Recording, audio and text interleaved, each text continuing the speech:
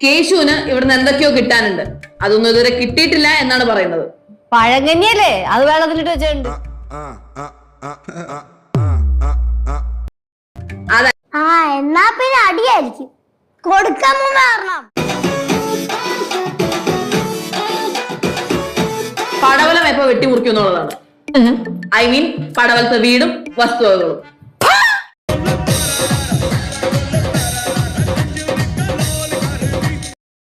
കേശുവിന് ഇവിടുന്ന് എന്തൊക്കെയോ കിട്ടാനുണ്ട്. അതൊന്നും ഇതുവരെ കിട്ടിയിട്ടില്ല എന്നാണ് പറയുന്നത്. പഴങ്കഞ്ഞിയല്ലേ, അത് വെള്ളത്തിലിട്ട് വെച്ചിട്ടുണ്ട്.